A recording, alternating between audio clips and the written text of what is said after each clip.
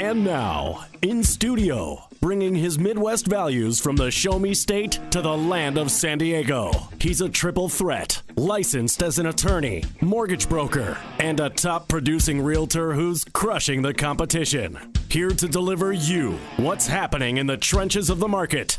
Your host, Michael Gaddis.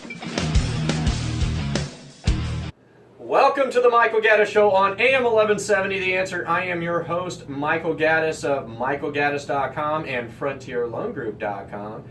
And I am here every Monday night at 7 p.m. to talk about anything and everything related to real estate and law and finance and just about anything else. So I know a lot of you are probably braving the rain right now. It's been raining all day today. But it is definitely one of those things where I like rain, because in the past I lived in a place that rained a lot and I missed the sound of the pattering rain on the roof. So it is definitely good for me to hear all that rain. But you know, one of the things I wanted to talk about first today, and maybe Paul will join with me. Paul, did you see the Academy Awards last night? You did not see the Academy Awards? I've actually boycotted the Academy Awards since 1999 when Shakespeare in Love beat Saving Private Ryan for Best Picture. After that, they were basically dead to me. But I did see a clip of what you're talking about. Oh my God! And you know, here usually it's I don't get as much enjoyment out of watching all these. These guys go up there and pound their chest, talk about how great they are, and they cry into all that. But I swear to God, I did not see that coming last night. No. When Warren Beatty got up there, and he rambled a little bit with Faye Dunaway. I guess it was the 50th anniversary of Bonnie and Clyde, which I was unaware of. So I can't believe that movie's that old now. And when he opened that envelope, my wife is like, why is he taking so long? Is he trying to milk his minute? And I'm like, yeah, I think he's trying to milk it into a longer time. And then, you could see that he was trying to keep a smile up, but he was like you could tell something was wrong. Yeah, and then and here's Faye Dunaway she's saying, oh, you're impossible. And he's like, he shows it to her. And she, instead of reading the card, just saw La La Land and declares La La Land the winner. And everyone piles on stage. And which is understandable, because they're thinking they just won the best moment of their life, their professional life. They just won the Academy Award for Best Picture. So they go up there to get their award. What I don't understand is the production crew. Why did they let them get through 2.5 acceptance speeches before correcting the mistake? Well, they were out there running around in the background, right? They're up there. You could see them, like these guys running around. And my wife's like, something's wrong. Something's wrong. And I was half paying attention. And I'm like, what do you mean something's wrong? She goes, no, look at that guy. The guy to the right. He was a bald guy to the right. He kept looking over and she goes, something's wrong. He's looking offset. And I said, I don't know what it is. And so finally, when they came up and made the announcement, it was so funny because did you know who disappeared? Did you notice who disappeared? Ryan Gosling? No, Faye Dunaway. Really? The one who announced La La Land with Warren, she disappeared. Like, she just kind of sunk to the back of the pack. Warren Beatty, despite what people say to him, he was standing up there and he was going to own it. And that's why I really respect the fact that when the chaos started hitting and the guys were like, no, Moonlight won. And, Warren Beatty kind of pushed his way up there and said, I got to tell you what happened. and what happened was I opened the envelope and it's an Emma Stone, La La Land, and he didn't know what to do, But there's a lot of criticism about him today. I read a lot of people going, oh, he doesn't have a brain, he broke. Look, you're 79, almost 80 years old. You're standing on a stage with 250 million people watching, and you got a wrong envelope. Yeah. I don't think any of us would know what to do in that situation. What do? You say, oh, excuse me, I think I've got the wrong envelope. This has never happened in Oscar history. 89 years. Never happened. So what do? The guy, all he did was I think he was trying to show Faye Dunaway why he was hesitating, and she just read it. Yeah, exactly. And you know what? Maybe from now on they don't be so secretive about the winners.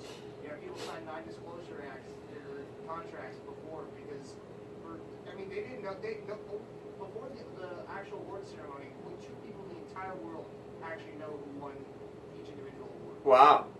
So maybe they. Well.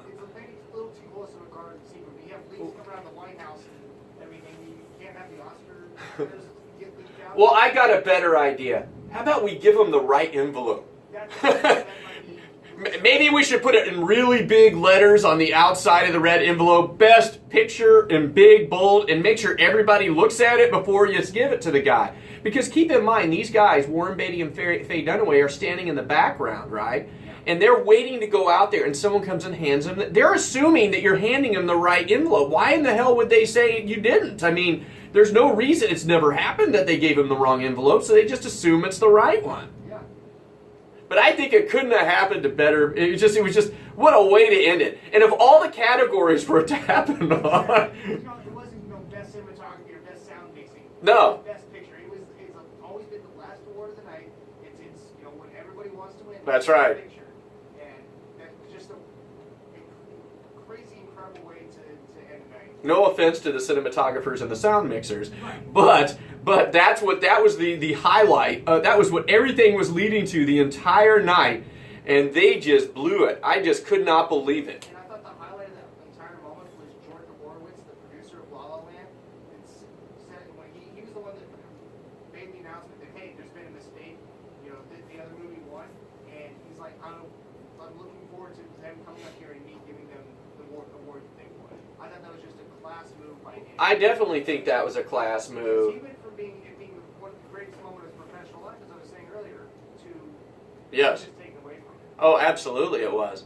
And I thought that Jimmy Kimmel's reference to Steve Harvey on such a short real good way to play that. It was funny, I mean, it's like, oh, Steve Harvey, I mean, that was it was tough. I mean, how do you handle that? I mean, they're improvising at that point because they have no idea. This is off script. Teleprompter doesn't help you out. No, this is off script, but I thought the funniest thing was how Faye Dunaway just disappeared. And I rewatched it 3 times to look for Faye Dunaway, and I think she was standing way in the back because she's the one he was trying to show her to read it so she would read it, but she just quickly saw La La Land and said La La Land. Yeah.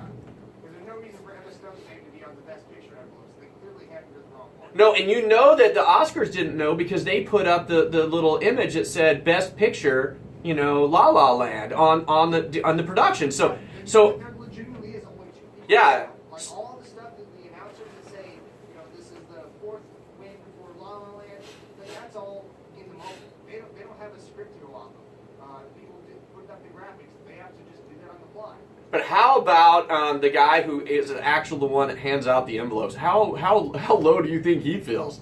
It's like, oops, you got one job, buddy. One job. And it's not like these awards are getting thrown out really fast, right? There's like a lot in between them. There's a lot of QC that could go on there, right? Am I holding the right envelope? Is this the right one? I'm wondering if he updated his resume last night or if he slept on it and did it this morning. Yeah, I don't even know if that'll help him because, I mean, you got one job, and that's to check an envelope. Change his name. I mean, how long is the production? It's 4 hours long. And there's like 20 minutes in between every one. So he's sitting there holding this envelope. You could at least say, you know what, maybe I should really double check this to make sure I'm handing, Warren. I mean, maybe I should, Maybe the print on the outside wasn't big enough, whatever it is. I bet it's going to be in bold letters next year.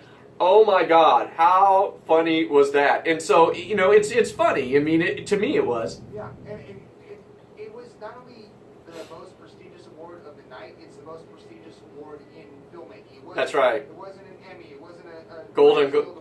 Globe. It wasn't a Producers Guild Award, it was the Academy Award. It's the top award in filmmaking in the world, the most prestigious award of the entire year, and that's the one they jacked up. That's right, of all the ones. And Moonlight was just, they didn't know what was going on either. They're like, what? I mean, it was crazy. And I cannot believe they let him get through 2.5 of the acceptance speeches.